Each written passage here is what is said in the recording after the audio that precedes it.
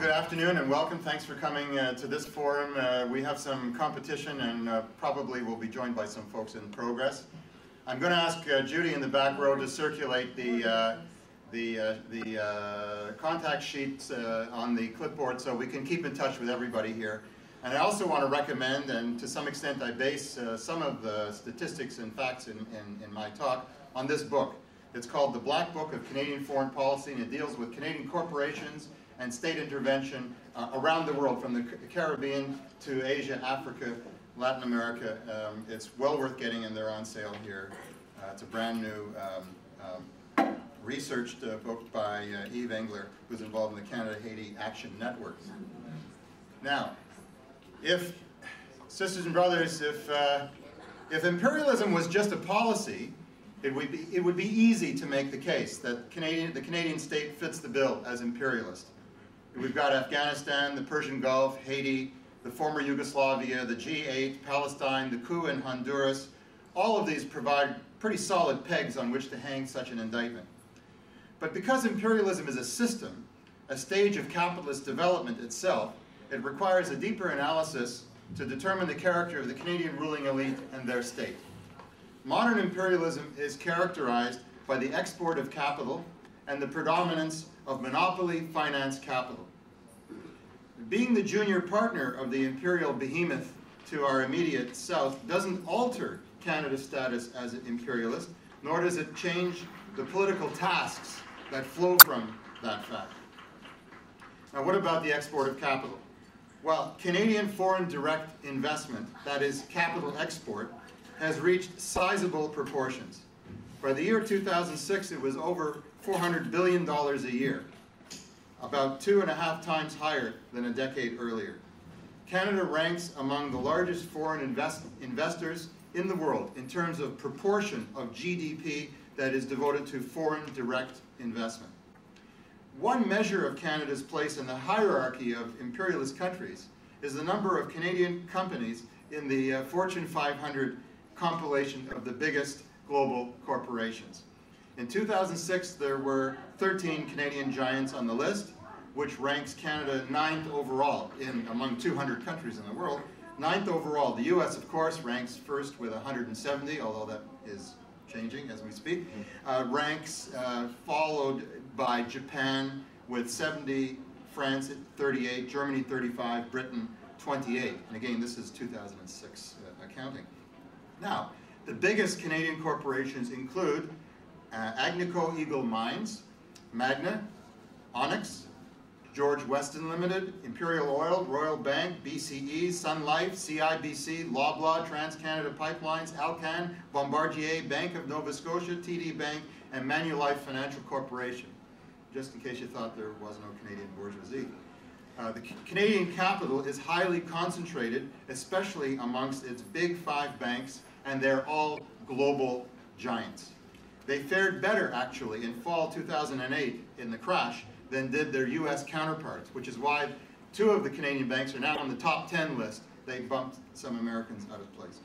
60% of the world's biggest mining corporations have their headquarters in Canada. That certainly helps to account for Ottawa's interest in preserving conservative capitalist rule in Latin America, Asia, and Africa, where firms like Barrick Gold and Placer Dome are tearing up the countryside and dispossessing indigenous communities for private profit.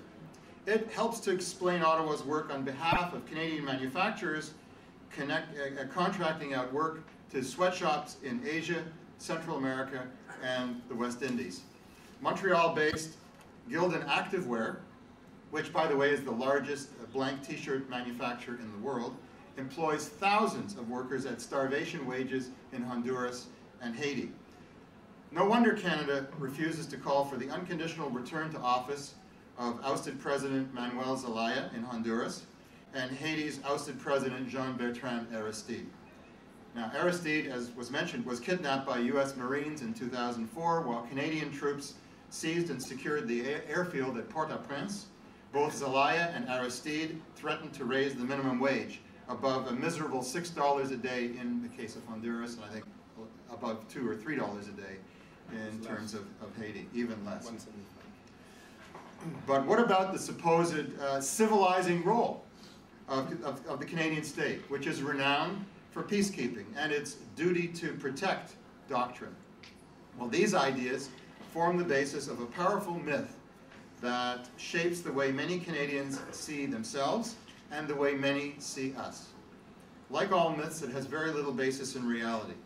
To expose the truth about the state's role as a war maker rather than as a peacekeeper, it is important to understand Canada's active participation in the international arms trade, in the undeclared wars against Iraq, Somalia, and Yugoslavia in the 1990s, and in the provision of weapons testing ranges, air, land, and sea for use by foreign powers and in the proliferation of uranium and nuclear power plants. One could talk at some length about each of those topics in the list I just articulated, but there isn't time. Canada was the world's 9th largest arms exporter in 1997. It ranked 7th in terms of military exports to the Third World. During the Cold War, the Canadian state was deeply involved in several international peacekeeping missions, primarily motivated by its own elite strategic interests and to protect Western corporate interests against the USSR and its allies. In its participation in the UN emergency force at Suez, the Canadian state provided a way for the British and French to extricate themselves from a dangerous blunder that they had committed. The UNEF also functioned to maintain unity in the British Commonwealth. It eased tensions between Britain and the United States, two crucial NATO partners. The same UNEF, launched in 1956 at the suggestion of Lester Pearson, who won a Nobel Prize for that particular idea, was used to isolate revolutionary nationalist leader Patrice Lumumba in Congo. It allowed him to be assassinated on the orders of CIA and Belgian officials in 1961. In Vietnam, Canada participated in something called the International Control Commission as a zealous partisan of the West.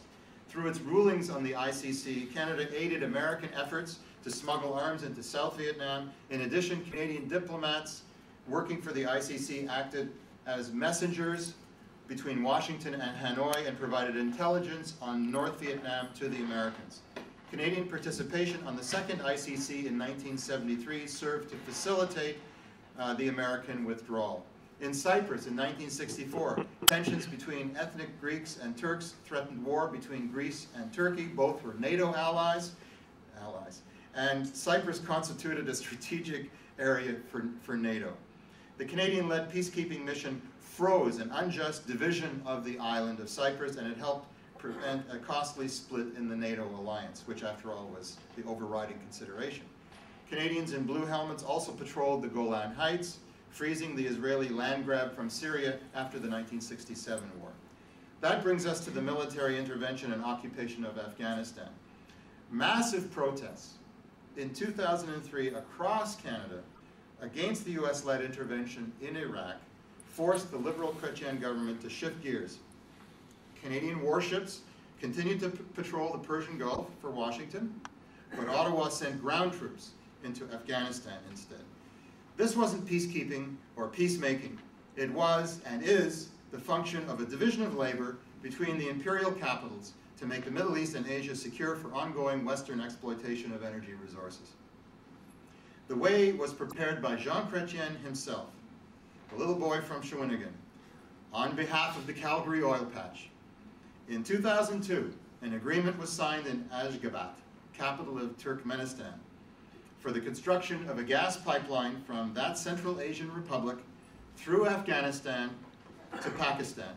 The building of the 1,500-kilometer-long Trans-Afghanistan pipeline was under discussion for several years. Once the Taliban regime was removed, because they wanted to exact a higher price for the privilege of building it, the three countries decided to push ahead. During a September 2004 meeting in Ashgabat, President Niyazov, don't ask me to say that a second time, invited the Gulf state of Oman and Canada to participate in oil and gas projects in Turkmenistan. He identified the construction of the Trans-Afghan pipeline, TAPI it's called in short, and modernization